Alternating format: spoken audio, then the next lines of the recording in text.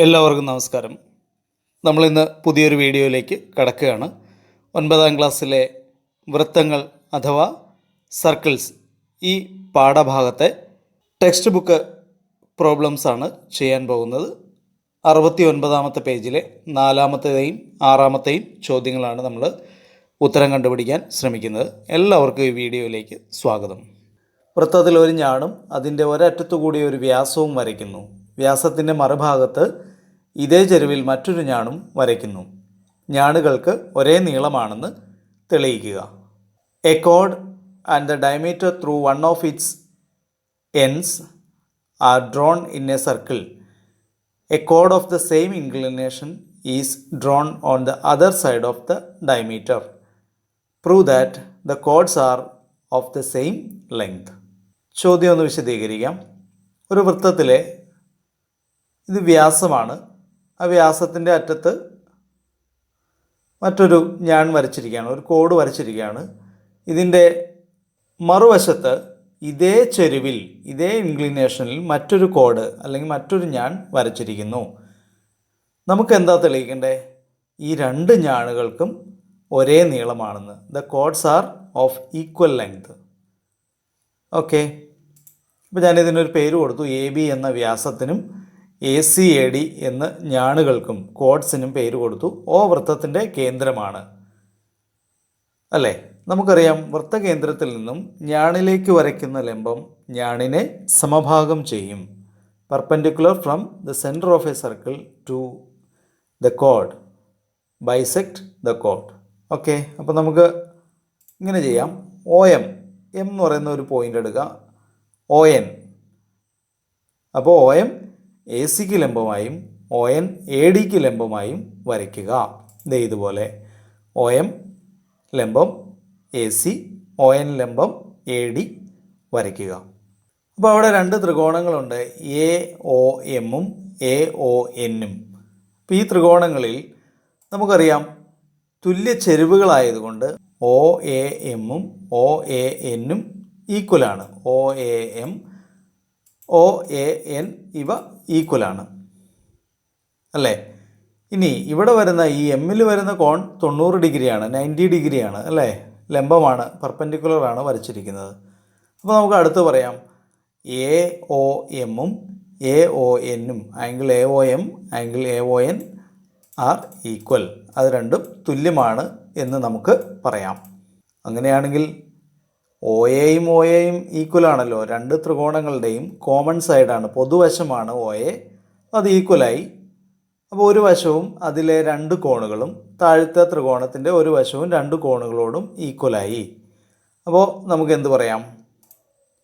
Triangles are equal. ഈ രണ്ട് ത്രികോണങ്ങൾ A O M എന്ന ത്രികോണവും എ ഒ എൻ എന്ന ത്രികോണവും തുല്യ ത്രികോണങ്ങളായി. തുല്യ ത്രികോണങ്ങളായതുകൊണ്ട് നമുക്ക് എന്ത് പറയാം? എ എം എന്ന നീളവും എ എൻ എന്ന നീളവും തുല്യമാണ്. എ എം സമം എ എൻ. ഓക്കെ, അങ്ങനെയാണ് എ എം എന്താണ്? എ സിയുടെ പകുതിയാണ്. എ എൻ എന്താണ്? എ ഡിയുടെ പകുതിയാണ്. അപ്പോൾ പകുതികൾ തുല്യമാണെങ്കിൽ നമുക്ക് എന്ത് പറയാം? എ സി സമം എ ഡി എന്ന് പറയാം. ഇനി ഇത് മറ്റൊരു രീതിയിലും കൂടെ തെളിയിക്കാം. അത് നിങ്ങളൊന്ന് ചെയ്തു നോക്കുക. ഒ സിയും വരയ്ക്കുക, ഒ ഡിയും വരയ്ക്കാം. O C O D. ഇപ്പോൾ ലംബം വരയ്ക്കുന്നതിന് പകരം ഒ സി വരയ്ക്കുക, ഒ ഡി വരയ്ക്കുക. മറ്റൊരു രീതിയിൽ കിട്ടും. അത് നിങ്ങളൊന്ന് ചെയ്തു നോക്കുക. അടുത്ത ചോദ്യം ഇതാണ്. വൃത്തത്തിലെ ഒരു ബിന്ദുവിൽ നിന്ന് വരയ്ക്കുന്ന ഒരേ നീളമുള്ള ഞാണുകൾ ചേരുന്ന കോണിനെ ആ ബിന്ദുവിലൂടെയുള്ള വ്യാസം സമഭാഗം ചെയ്യുമെന്ന് തെളിയിക്കുക. Prove that the angle made by two equal chords drawn from a point on the circle is bisected by the diameter through that point. Okay, നമുക്ക് ആൻസറിലേക്ക് കടന്നാലോ? അപ്പോൾ ഒരു വൃത്തം വരച്ചിട്ടുണ്ട്. അതിലെ രണ്ട് തുല്യ നീളമുള്ള ഞാണുകൾ ഒരു പോയിന്റിൽ കൂട്ടിമുട്ടിയിട്ടുണ്ട് അല്ലേ? ഒരു പോയിന്റിൽ കൂട്ടിമുട്ടിയിട്ടുണ്ട്.